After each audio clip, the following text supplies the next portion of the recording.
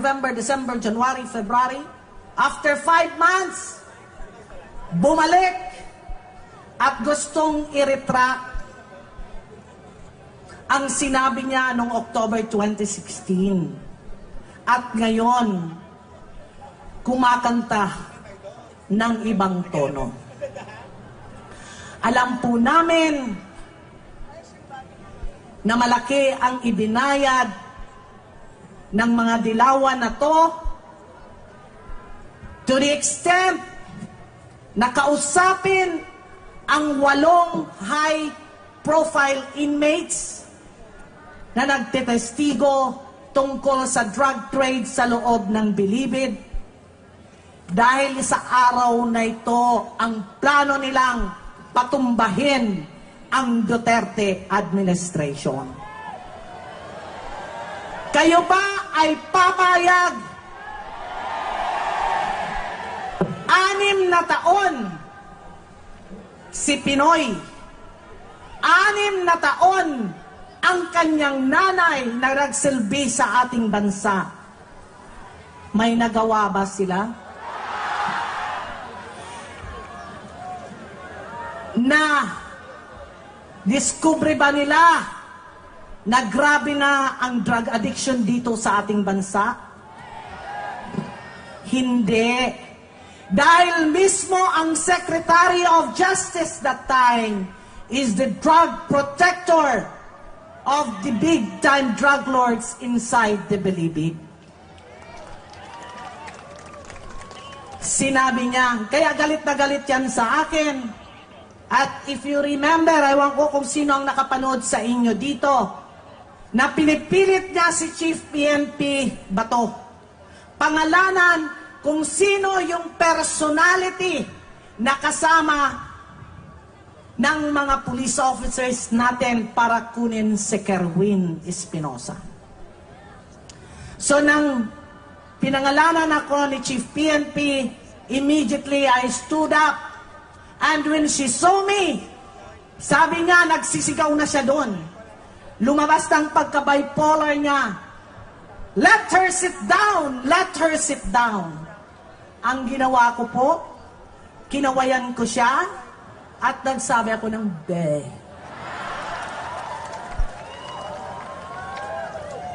Kayo ba ay papayag na ang ating presidente na magbibigay ng tunay na pagbabago sa ating bansa, ito lang ang gagawin niyang ligasiya sa ating mga kabataang Pilipino. Tapusin ang droga dito sa atin, korupsyon at krimen. Ayaw nila yun. Dahil nakapatong sila lahat sa mga drug lords. Ginamit nila ang pera ng droga para mamayagpag sila nung eleksyon. Kaya ako nakikiusap sa inyo, mahal kong mga kababayan ngayon, pagdasal po natin ng taimtim ang ating pinakamamahal na Pangulo ng Bansa, President Rodrigo Roa Duterte. Salamat po at magandang gabi sa inyong lahat. Mabuhay ang Pilipinas! Mabuhay si Duterte!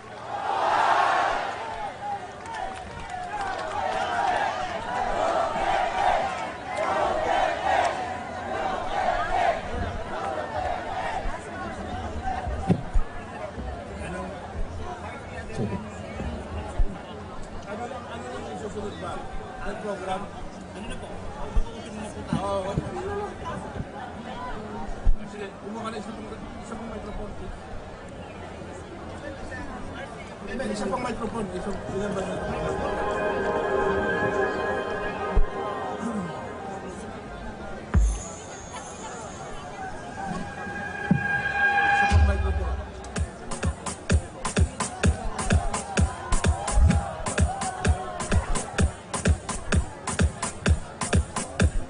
Okay, magandang gabi po sa inyong lahat ulit. Magandang gabi po sa ating lahat. Gising pa ba Susunod na po yung ating pong mga artist na maghahandog po ng kanilang mga talents para po sa ating mga kababayan na nandito ngayon.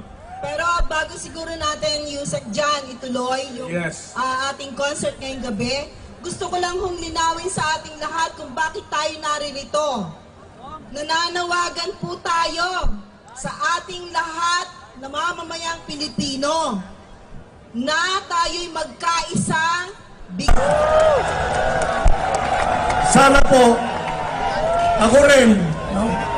Tanggapin ninyo na isang kaibigan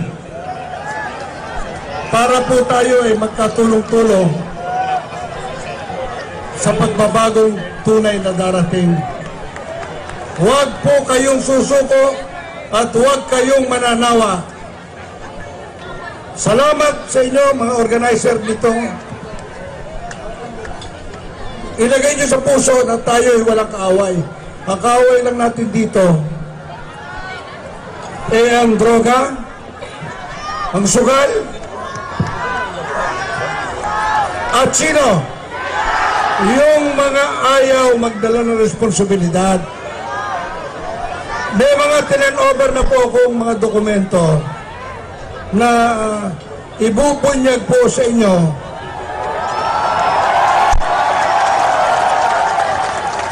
ng inyong Secretary of Justice at ng inyong Executive Secretary at saka ng inyong pong Secretary ng Presidential Communication Office. Makikita po ninyo kung anong ginawa nila ng 6 na taon. Nakakahiya po. Ako mismo, nakiusap na lang kay Secretary Andanar na baka hindi ko na makaya na sila na ang magdala sa inyo para managot sila sa taong bayan.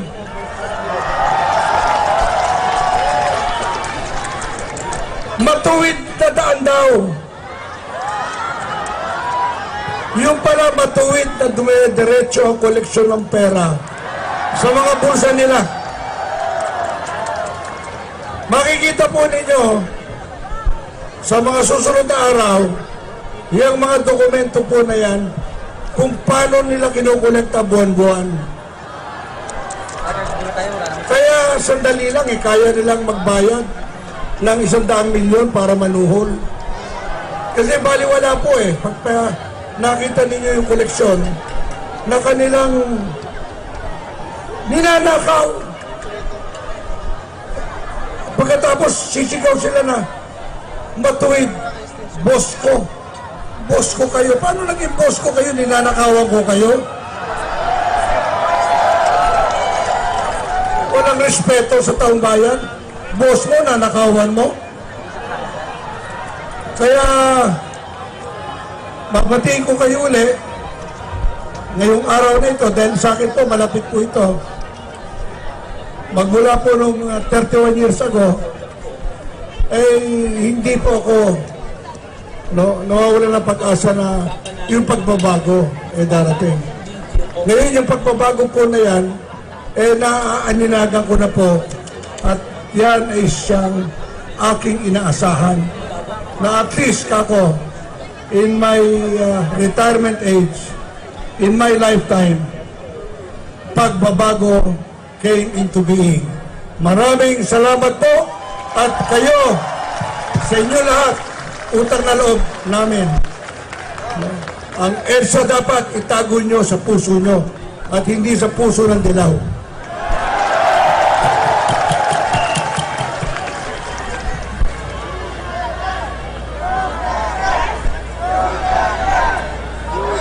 Maraming salamat, President Boy Saigon. Sa panahon tayong matatanda ang nagtatalo-talo, mga bata na mismo ang nagsusumamo. Change na! Panoorin natin ito. Sabi nila, masarap daw mangarap. Kaya ako, gusto kong maging teacher at magturo sa maraming bata. Paglahi ko naman, pangarap kong mapalago ang bukid na pinaghirapan ng tatay ko. Ako? Paglaki ko, gusto ko puntahan ilog at bundok dito sa Pilipinas.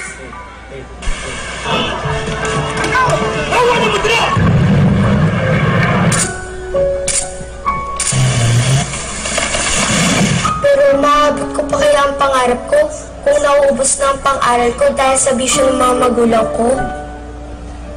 Paano ko matutupad iyon?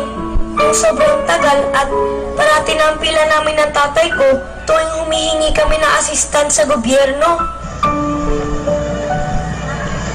Sana hindi pa sira yung ilog at bundok paglaki ko. Kaya ang pakiusap ko sa inyo, sana po magbago na po tayo. Yung bang magkaroon ng positibong pagbabago? Change na! Para wala ng mga pangarap ang masisira dahil sa illegal na droga. Magiging teacher na ako at maraming bata ang matututo. Change na! Para mabilis ang tulong ng gobyerno. Excited na ako para paglaki ko, malaki na ang bukid ng tatay ko. Change na para mas maganda yung Pilipinas. Kaya pag nagawa na ito, nagbago na ang lahat. Matutupad na ang aking pangarap. Sabi nga po nila, change na! Bilang pagsasara sa ating prayer vigil, narito po ang awiting Amazing Grace, My Chains Are Gone, na sumisimbolo sa pagtanggap natin sa ating Panginoon na tanggalin ang ating pagkakabihag sa iligal na droga, korupsyon, kriminalidad at kahirapan. Narito po muli si Chelsea Tijano Puhani. Sindihan na po natin ang ating mga kandila.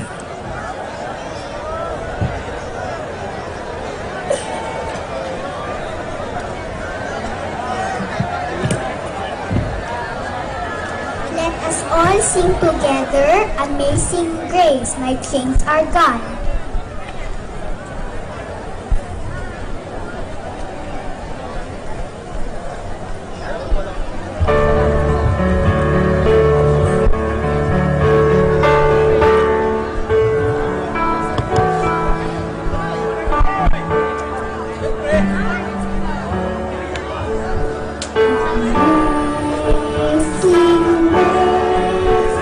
How sweet the sound.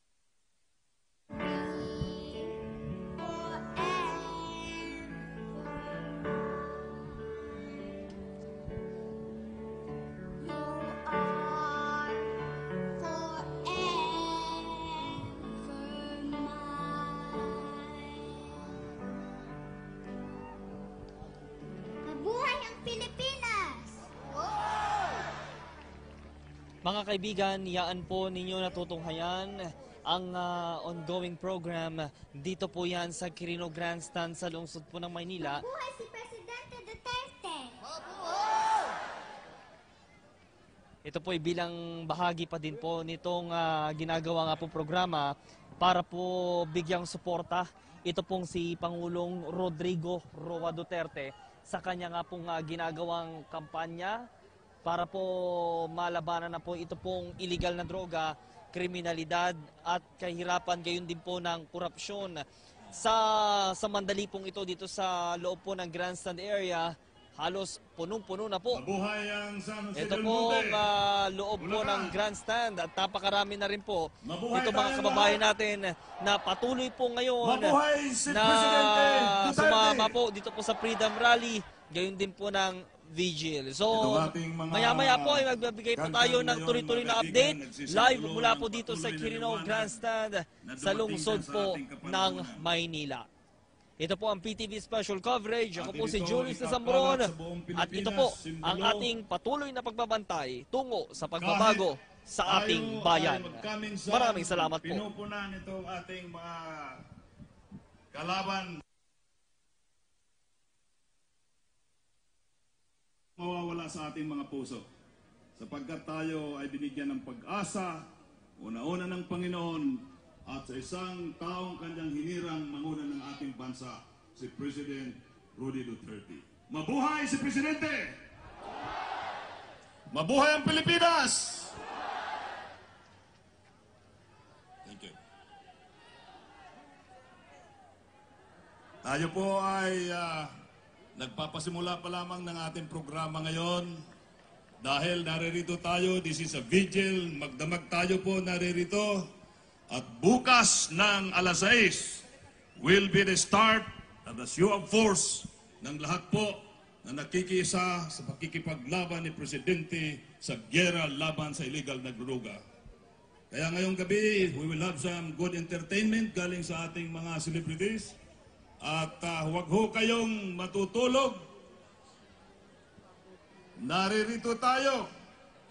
Lalaban tayo. Pakita natin na talagang tinatanggihan natin ang korupsyon. Tinatanggihan natin ang kahirapan na ating dinadanasan. Dumating na ang liwanag, mga kaibigan, na mayroon tayong isang presidente na ganoon na lamang ang kanyang pagmamalasakit alang-alang sa ating bansa. Alang-alang sa simpleng mamamayan kagaya sa atin. Kaya ngayong magdamag, naririto tayo, ipakita natin ang ating patuloy na suporta sa mga hangarin ng ating presidente. Malaking bagay ito, mga kaibigan. Inuulit ko. Sige pa rin yung radyo doon, no? Sabi, dadalawang po lamang sila. Talagang may tama sa droga yung...